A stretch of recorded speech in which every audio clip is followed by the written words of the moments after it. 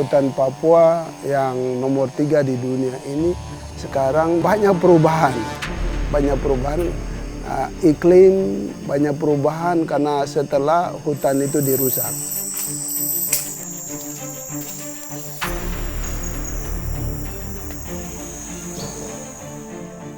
Kalau nanti hutan Papua dan tanah ini hilang, berarti orang Papua tidak bisa berdaya, tidak bisa apa-apa.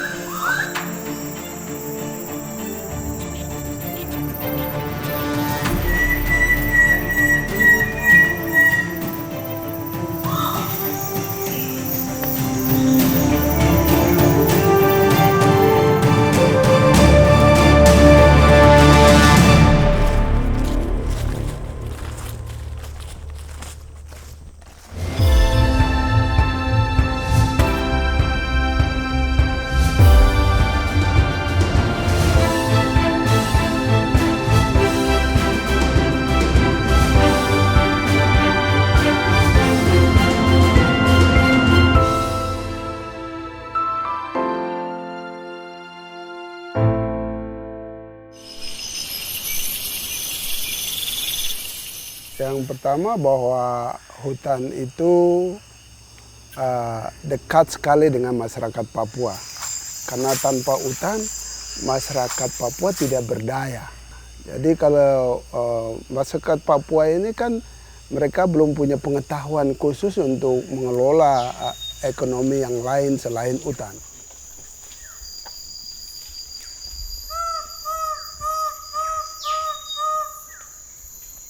Dan memang masyarakat Papua dari turun-temurun mereka sudah mengelola hutan di mana yang bisa diambil, di mana yang tidak.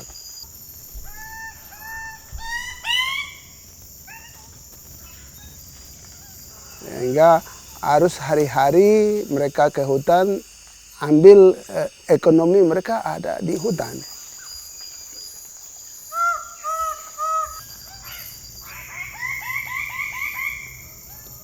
Sangat memprihatinkan saat ini hutan Papua.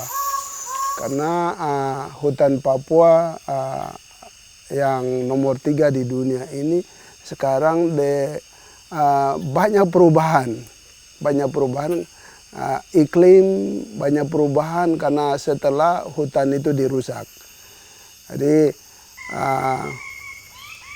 kenapa sampai sekarang kita bisa lihat karena habitat yang di dalam hutan itu, ingat bahwa hutan itu, kebutuhan hutan itu bukan kayu.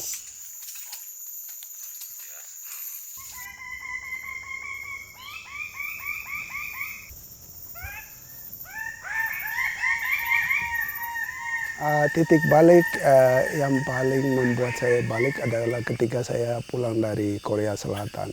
Saya pergi keliling dan banyak hal yang saya lihat. Dan itulah di 2009 itu menjadi titik balik saya ketika saya pulang dari Korea Selatan. Saya lihat sunset, maka teringatlah saya kembali kepada kampung.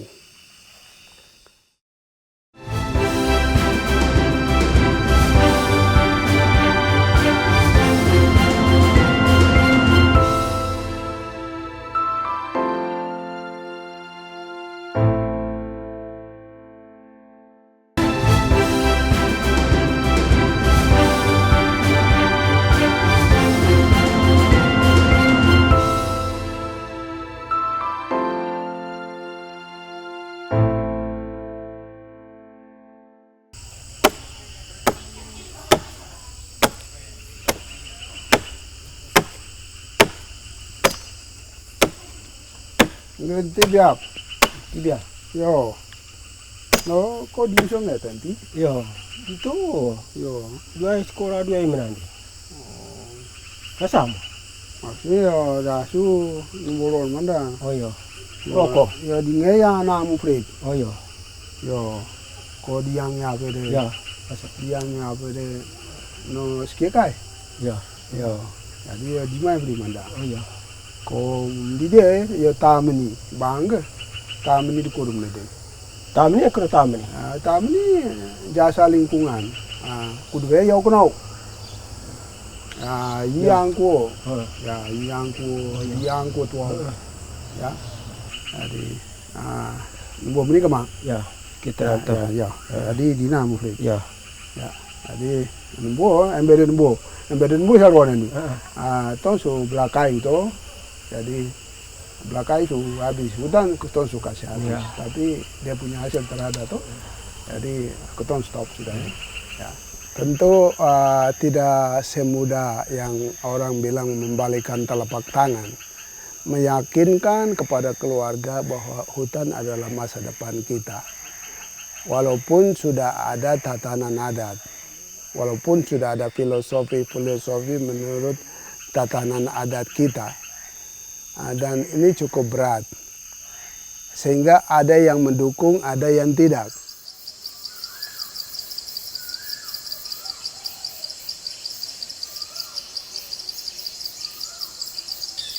Pola pikir kita waktu dulu, rasanya hutan itu kami tidak bisa kelola. Akhirnya kami bisa belah kayu sehingga rusak hutan kita. Apa saja yang kita kerjakan, kita kerjakan. Sampai pada saat Pak Alex pulang dari Bali, sampai di kampung, dia bicara itu sama kami keluarga, tapi kami tidak mengerti apa itu wisata. Jadi Pak Alex bicara tapi kami tidak paham itu. Sehingga Pak Alex tidak bisa tahan di kampung, dia pulang lagi ke Bali. Kami terus kelola hutan itu, tebang kayu, semua apa yang di dalam hutan itu kita hilangkan, basmikan itu. Akhirnya Pak Alex terus kasih pemahaman, pengertian, baru kita sadar itu. Dari hutan itu yang bisa menghasilkan kehidupan kita. Sebentar saja jual kayu uang habis. Besok lagi pikir mau belah kayu. Padahal kita dilihat perkembangan yang sekarang ada jalan ini, banyak tamu-tamu luar datang. Mereka hanya lihat saja bayar. Di situ ada kesadaran masyarakat. Oh, kalau begini boleh. Kalau ketong tebang kayu, belah kayu jual habis, uang habis, ketong kembali lagi belah kayu. Sehingga kayu habis tadi ketong mau apa? Kita sudah sadar itu. Tidak lagi belah kayu, tidak lagi rusak hutan. Kami keluarga mengerti itu. Maksud Pak Alex bagus. Sampai sekarang keluarga sudah dukung kegiatan Pak Alex ini.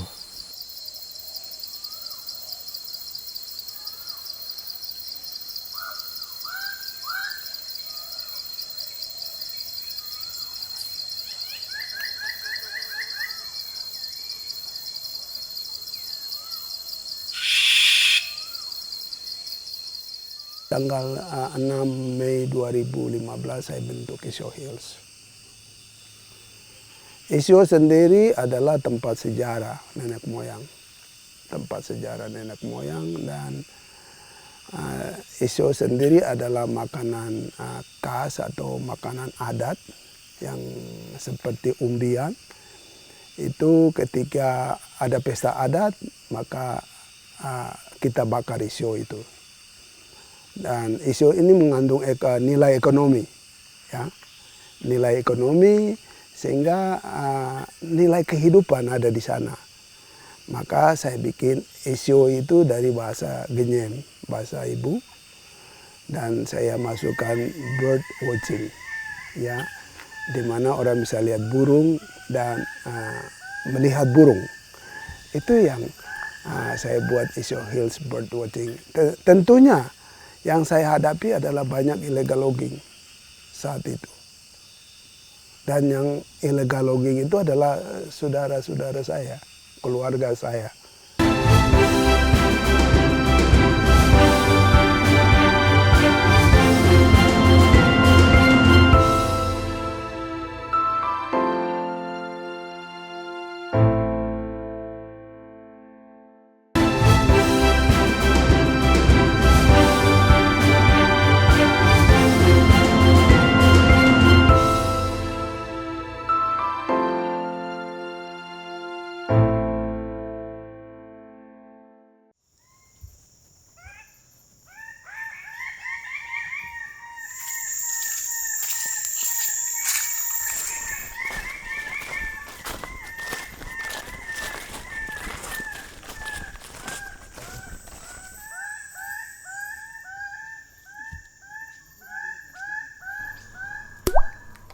Hutan itu menyimpan 90% kekayaan itu. Flora dan fauna, wah luar biasa. Kadang-kala I'm the very rich, but I don't know. Saya tidak tahu bagaimana mengambilnya. Dan itu pun harus pelan-pelan disampaikan kepada keluarga untuk mereka memahami dan menghayati apa arti kehidupan daripada hutan, dan kita boleh bergantung seluruhnya di sana.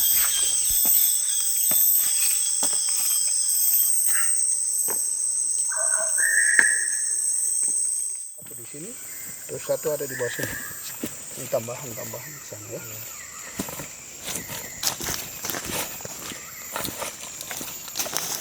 Karena ada kayu di depan, di belakang ada inya.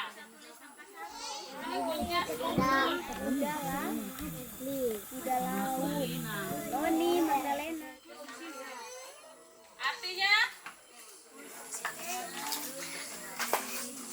Sekolah alam Yombe Yawadatung.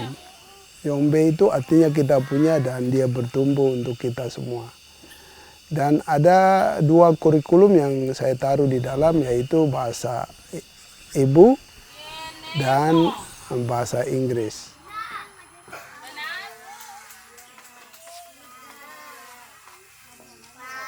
Sekolah alam ini mendidik anak-anak sehingga mereka punya status yang sama dengan sebuah profesional yang tidak diragukan oleh orang yang berpendidikan.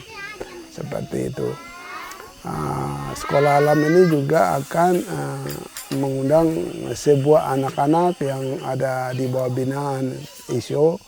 Itu adalah 16 suku besar, yang anak-anak mereka yang putus sekolah, yang tidak beruntung berpendidikan, dan mereka bisa masuk ke ISO, Sekolah Alam Yombe Yawadatung itu. Sehingga nama daripada Yombe itu sudah menyangkut oleh orang Lemba ini. Sehingga mereka bisa menerima bahwa Yombe untuk kita dan bertumbuh dan menjadi pintar di lewat ini untuk melindungi hutan. Karena tidak ada jalan lain. Harus saya bangun sebuah sekolah untuk mendidik mereka dan mereka kembali melindungi hutan mereka menjadi masa depan mereka. Itu arti daripada mengapa saya harus membangun sebuah sekolah alam.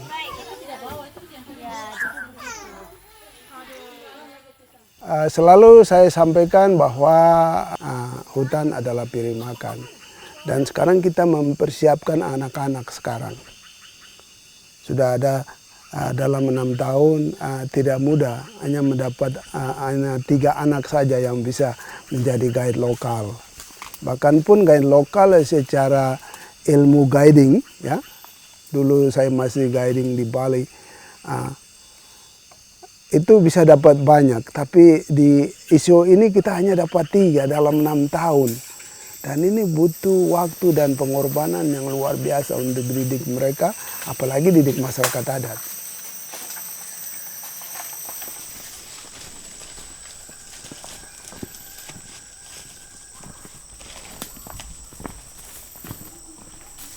Udah,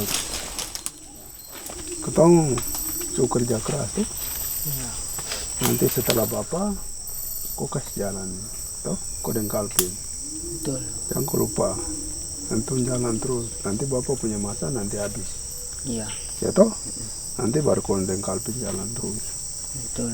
Ya, nanti supaya tempatnya besar, kau bisa jaga kau pada adik semua kakak dong. Betul. Ya. Ya, saya pikir saya harap itu. Ya. Siap. Betul. Ya, seperti itu ya. Jadi bapaknya harapan ada di kau, ya. Yang lain belum, jadi kau terus jalan ya. Ada pesan dari Bapak buat kasih tahu sama saya bahwa Bapak bilang, kau mau cari makan di mana? Kau punya piring makan ada di dalam sana, ada di dalam hutan. Jadi kuat-kuatnya kau cari uang di luar sana, itu tidak akan memberikan kau kemajuan ke depannya.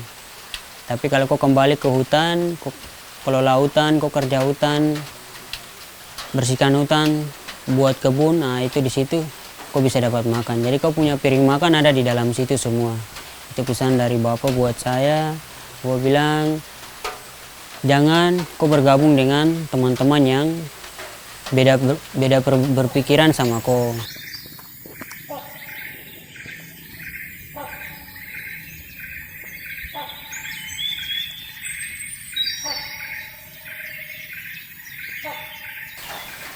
Bapak kasih tugas buat saya menjadi contoh buat teman-teman yang ada di kampung, itu yang pertama. Yang kedua, Bapak kasih kepercayaan sama saya agar bisa kelola hutan ini untuk teman-teman yang belum paham mengelola hutan. Itu yang kedua. Yang ketiga, Bapak kasih kepercayaan buat saya untuk bisa antar tamu, mau itu tamu lokal maupun tamu asing dari luar, dari mancanegara. Itu yang Bapak kasih kepercayaan sama saya. Terus Bapak kasih kepercayaan juga untuk bawa tamu itu sendiri, harus sendiri, tidak usah ada guide atau yang lain yang mendampingi, harus sendiri supaya bisa belajar cara beradaptasi dengan tamu itu seperti apa. Jadi Bapak kasih kepercayaan agar supaya saya bisa antar tamu sendiri ke depannya nanti.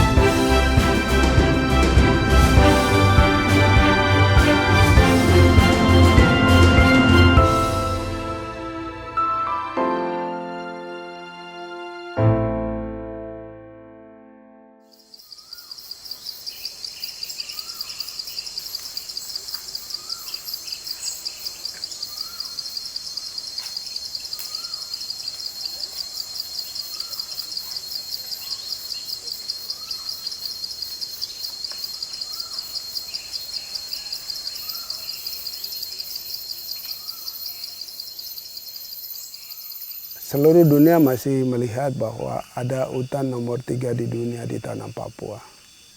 Kalimantan sudah tiada, Sumatera sudah tiada. Dan kemana habitat itu pergi? Di mana bangsa kita? Ya, terutama putra-putra daerah di tanah Papua. Apakah kamu habisin cendrawasih dengan begitu saja, menjadi mahkotamu di kepala? Dan cendrawasih itu dalam setahun hanya telurnya 1 sampai 2. Itu belum tentu semuanya berhasil. Apakah setiap pejabat nanti kau kasih mahkota itu kepada orang yang datang di tanah ini?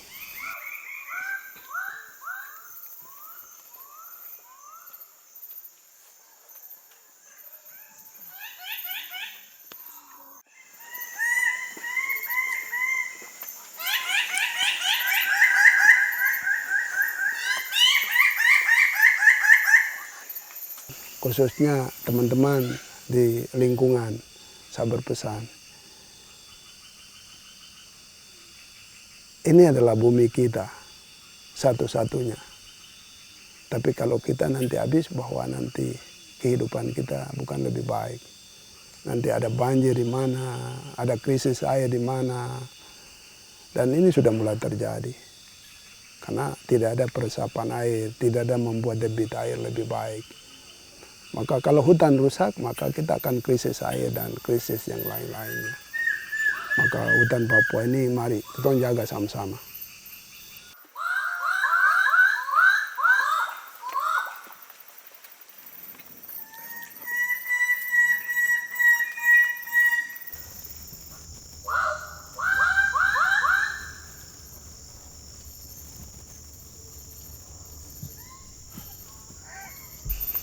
Hutan adalah piring makan kita. Kemanapun kau pergi, sampai di ujung langit pun, tapi hutan adalah jati diri Anda. Dari situlah kau hidup dan makan.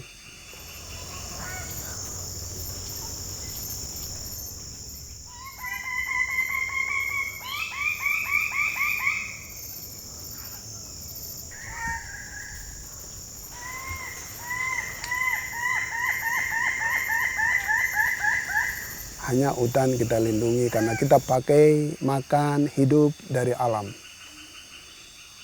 Kalau alam habis, tidak ada bahan baku, tidak ada oksigen, tidak ada yang lain-lain. Kalau kau rusak alam, maka burung-burung pergi kemana? Gajah di Sumatera pergi kemana? Atau harimau, terutama di tanah Papua, cendrawasih sudah tidak punya tempat. Apa mereka harus menangis, apa mereka harus menderita karena kita? Mari sama-sama kita lindungi orang. Dong jaga kita, kita jaga orang.